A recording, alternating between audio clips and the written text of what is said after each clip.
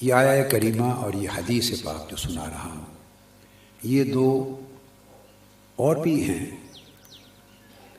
مگر یہ ایک ایسی آیت ہے جس سے میں سما کی اصل کو اخذ کرتا ہوں۔ ایک چیز ہوتی ہے ہیئت، کسی چیز کی حالت، اس کی ہیئت اور حالت میں کئی چیزیں شامل ہوتی ہیں، وہ ایک الگ موضوع ہے، اس ہیئت اور حالت پر گفتگو نہیں کر رہا۔ جو اس کی ہیئت ہے اور حالت ہے، اس پر میں نے ایک 1000 صفحے کی کتاب لکھی ہے، سما پر اور اس کے اندر وجد پر اور رقص و سرور پر۔ وہ حدیث پاک کی کتاب ہے، وہ بھی چھپی نہیں ہے، وہ مطبوعات کے جو زیر طبع کتب کے سلسلے میں پڑی ہوئی ہے اپنی باری کے انتظار میں۔ لیکن جو اصل ہے، روٹ سما کی، وہ اس آیت کریمہ سے اخذ کرتا ہوں، اور آگے ایک حدیث پاک آ رہی ہے، اس میں آقا علیہ السلام کا حکم ہے، فرمان ہے، تو اس سے اخذ کرتا ہوں۔ اس لیے میں اپنا مشرب وسیع رکھتا ہوں، جس میں تمام اذواق کی، ہر قسم کے ذوق کی نہ صرف گنجائش ہوتی ہے بلکہ اس کی ضرورت ہوتی ہے۔ دین جامع الاذواق ہے، دین تمام قسموں کے اذواق، ذوق جو ہوتے ہیں، ان کا مجموعہ ہے۔ آیت کریمہ یہ اللہ رب العزت نے فرمایا، اعوذ باللہ من الشیطان الرجیم، الذین یستمعون القول ویتبعون احسنہ۔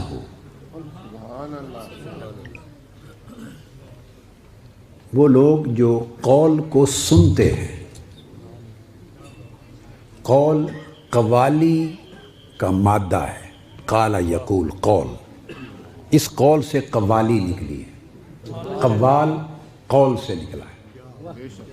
اور یہ قوال کا لفظ اور یہ پاکستان اور ہندوستان کا پیدا کردہ نہیں ہے، یہ تابعین، اتباع التابعین کے زمانے میں آقا علیہ السلام کے 100 سال کے بعد کے عرصے میں وہ جو ائمہ سلف صالحین تھے، ان کی بہت دقیق کتب اور ذخائر مطالعہ کرنے سے ان کے ہاں بھی قوال کا لفظ ملتا ہے۔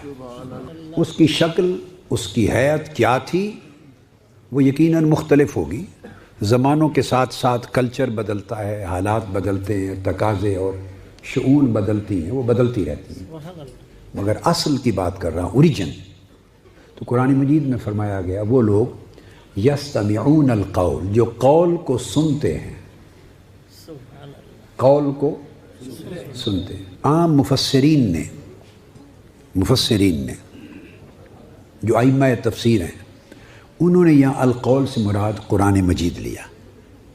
میں اپنے آپ کو چونکہ مفسرین ہوں، محدثین ہوں، فقہاء ہوں، مجتہدین ہوں، ائمہ ہوں، اسلاف اور اکابر ہوں، ان کا ایک ادنا سا شاگرد، اکتساب فیض کرنے والا اور ان کے علم کی دھول سے برکت لینے والا، یہی کچھ سمجھتا ہوں۔ ہمارا نہ یہ دعویٰ ہے نہ یہ حقیقت ہے کہ ہم ان کے مرتبے کے لوگ نہیں ہیں، ہم اکتساب فیض کرنے والے ہیں، انہوں نے علم کی جو دھول دی اس میں سے لیتے ہیں، یہ بات اپنی جگہ ہے، مگر ان اکابر سے حاصل ہونے والی برکتوں کی وجہ سے کبھی کبھی تفسیر کا باب ہو یا شرح حدیث کا باب ہو یا شرح فقہ کا باب ہو، علوم میں استنباط میں، استخراج میں، معانی کو اخذ کرنے میں کبھی کبھی میں قرآن و سنت کے اصولوں کے تحت رہتے ہوئے ایسی شرح اور تفسیر بھی کر لیتا ہوں اور پوری زندگی کرتا رہا ہوں، اور اس کو منع نہیں سمجھتا اپنے اوپر، جو ان مفسرین اور بزرگوں کے قول یا رائے سے تو مختلف ہوتی ہے مگر قرآن و سنت کے اصولوں کے تابع ہوتی ہے۔ تو یعنی میں ذرا مختلف بات بھی کر لیتا ہوں جو پہلے کتابوں میں نہیں آئی، اور یہ طریقہ ان بزرگوں کا بھی تھا، وہ اپنے سے پہلے دوروں کے بزرگوں سے بھی مختلف نئی بات کرتے تھے۔ اگر نئی بات کرنا روک دیا گیا ہوتا تو علم کبھی آگے ہی نہ بڑھتا۔ اب جب شیخ اکبر کو پڑھیں تو ایسی ہزاروں لاکھوں باتیں وہ کہتے ہیں جو ان سے پہلوں نے نہیں کہی تھی۔ اسی طرح عدد پہ گننے لگیں تو سینکڑوں اکابر ہستیاں ایسی ہیں جنہوں نے ایسی باتیں کہیں جو ان سے پہلے بزرگوں نے نہیں کی تھی۔ کیونکہ نئی بات کہی تو نئی بات کہنا گستاخی نہیں ہوتی اور بزرگوں کے معمول کے بھی خلاف نہیں ہوتا، چونکہ ان کا اپنا عمل بھی ایسے رہا، اور یہ آقا علیہ السلام کا معجزہ ہے، یہ آقا علیہ السلام کا معجزہ کہ حضور کے دین میں سے ہر دور کے مطابق نئی سے نئے موتی اور جوہر اور ہیرے نکلتے رہیں گے اور نکلتے رہیں گے، بڑھتے رہیں گے۔ یہی آقا علیہ السلام کے عطا کردہ علم کا دوام ہے، یہ معجزہ ہے آقا علیہ السلام۔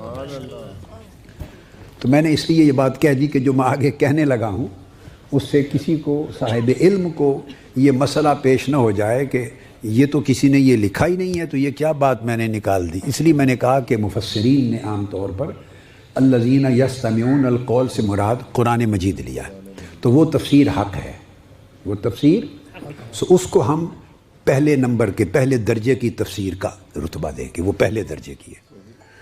تو ہر کوئی بھئی پہلے درجے میں تو نہیں نا پاس ہوتا، کوئی سیکنڈ ڈویژن میں بھی ہوتا ہے، کوئی تھرڈ ڈویژن میں بھی ہوتا ہے، پاس تو اس کے بعد بھی ہوتے رہتے ہیں نا۔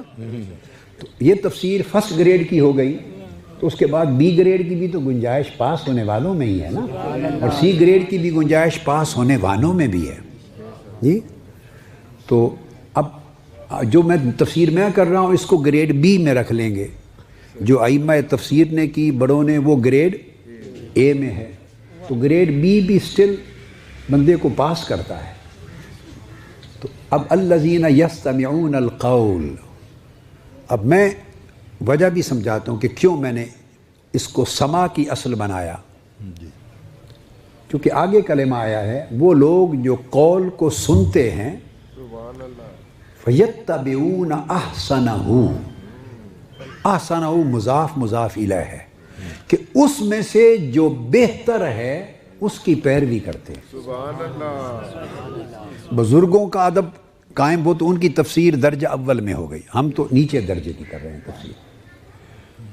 میرا مبدا جو ہے دلیل میرے ہاں وہ یہ ہے کہ آگے جو فرمایا کہ قول کو سنتے ہیں، سماع کرتے ہیں قول کا، اور اس میں سے جو اس کا اچھا ہے اس کی اتباع کرتے ہیں۔ اگر میں اس سے مراد صرف قرآن لوں تو قرآن میں تو سارا ہی اچھا ہے، یہ کہ اس میں سے جو اچھا ہے وہ بات سمجھ میں نہیں آتی۔ قرآن تو الحمد سے والناس تک سارا اچھا ہے۔ احسنہ، اس میں اضافت ہے، مضاف مضاف الیہ ہے کہ اس کا جو اچھا حصہ ہے اس میں سے جو اچھا ہے اس کی پیروی کرتے ہیں۔ تو اس کا پتہ یہ چلا کہ قول سے مراد قرآن تو ہے ہی، مگر اس قول میں علاوہ از قرآن وہ کچھ بھی شامل ہے جس کا سماع ہوتا ہے اور سارا اچھا نہیں ہوتا۔ سارا اچھا، کیونکہ احسانہ اس میں سے جو اچھا ہے اس کی پیروی کرتے ہیں۔ تو آپ سوچیں گے تو جو اچھا نہیں وہ کیا ہوا؟ ہاں وہ سن لیں، لفظ ہے یتبعون، پیروی کرتے ہیں یعنی عمل کرتے ہیں۔ عمل اس میں سے اس چیز پر کیا جاتا ہے جو عمل کے قابل ہو، تو جو عمل کے قابل ہوتی ہے وہ اعضاء کے عمل میں حرکت میں آ جاتی ہے۔ تو کچھ عمل کے لیے جو ہوتا ہے اس پہ عمل کر لیتے ہیں، کچھ ذہن میں رکھنے کے قابل ہوتا ہے اس کو وہاں رکھ لیتے ہیں، کچھ دل کو ذوق دینے کے قابل ہوتا ہے وہ دل کو ذوق اور کیف دے دیتے ہیں، کچھ جھومنے اور سرور لینے کے قابل ہوتا ہے اس سے کیف و سرور لے لیتے ہیں۔ جو حصہ عمل کے قابل ہوتا ہے اس کی عملاً پیروی کرتے ہیں۔ تو اس کو مبدأ استدلال کہتے ہیں۔ اس کی وجہ سے میں جو سماع ہے تو سماع احسن، تو اس کی اصل میں اس آیت سے اخذ کرتا ہوں۔ یہ تو ایک بات ہو گئی۔ اب حدیث پاک، اگر حدیث پاک سے تائید مل جائے، قرآن مجید کا ایک مفہوم کسی مفسر نے، کسی نے اخذ کیا، قرآن مجید کے کسی طالب علم نے اخذ کیا اور اس کی تائید پھر حدیث سے اس کی اصل کی مل جائے تو وہ پھر اخذ کیے ہوئے مفہوم کو اور تقویت دیتا ہے۔ تو صحیح بخاری شریف میں ہے اور مسلم شریف میں بھی متفق علیہ حدیث ہے۔ عید کے دن تھے، آقا علیہ الصلوۃ والسلام گھر میں چادر مبارک تان کے لیٹ کے آرام فرماتے، سوئے نہیں تھے، لیٹے ہوئے دراز تھے۔ حضرت ام المومنین سیدہ عائشہ صدیقہ رضی اللہ تعالیٰ عنہ کی خدمت میں قبیلہ انصار کی، انصاری کچھ بچیاں آئیں دو، اور دف بھی ساتھ لائیں۔ تو وہ انصار کے تاریخی نغمے، انصار کی تاریخ کے بعاث کے ان کی جنگیں ہوتی تھیں تو جمع مردی شجاعت کے نغمے اور ان کے ایک ثقافتی کلام تھے، وہ پڑھ رہی تھی، ان کو گا رہی تھی اور دف بجا رہی تھی، اور حضرت عائشہ صدیقہ رضی اللہ تعالیٰ عنہا سن رہی تھی، اور آقا علیہ الصلوۃ والسلام چارپائی پہ چادر اوڑھ کے آرام فرماتے۔ اتنے میں سیدنا صدیق اکبر رضی اللہ تعالیٰ عنہ آ گئے۔ آپ نے جب دیکھا ان کو گاتے اور دف بجاتے تو آپ ناراض ہوئے، اور ناراض ہو کے فرمایا کہ حضور علیہ السلام کا گھر اور یہ شیطانی مزامیر، یہ گانا بجانا آقا علیہ السلام کے گھر میں، شیطانی گانا، یہ لفظ بولے۔ وہ ڈر گئیں، انہوں نے دف بند کر دی اور چپ کر کے سہم کے بیٹھ گئیں۔ جب اتنی بات ہوئی تو آقا علیہ الصلوۃ والسلام نے کپڑا چادر مبارک چہرہ اقدس سے ہٹا لی اور مڑ کے دیکھا اور کہا ابو بکر یہ ہمارے عید کے دن ہیں اور عید کے دن خوشی کے ہوتے ہیں، انہیں چھوڑ دو، مت روکو، پڑھنے دو۔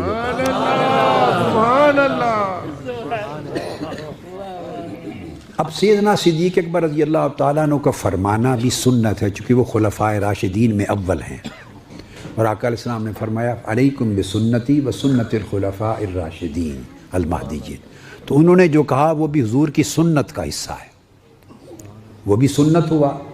اور آقا علیہ السلام جو خاموش تھے اور پھر چادر ہٹا کے فرمایا کہ روکو نہیں، عید کے دن ہے، انہیں خوشی منا لینے دو، یہ بھی سنت صریحہ آ گئی، سنت صریحہ آ گئی۔ تو سیدنا صدیق اکبر کے منع کرنے کی سنت سے طریقہ نقش بندیہ نکلا، اور آقا علیہ الصلوۃ والسلام جو خاموش لیٹے ہوئے تھے، نہ منع فرما رہے تھے نہ اجازت دے رکھی تھی، مگر سن رہے تھے، اس سے طریقہ قادریہ اور سور وردیہ نکلا، اور جب فرمایا ان کو چھوڑ دو، منع نہ کرو، عید کے دن ہے، گا لینے دے، اس سے طریقہ چشتیہ نکلا۔ سبحان اللہ، سبحان اللہ۔ تو تمام سلاسل اس ایک حدیث سے نکلے۔ یا رسول اللہ،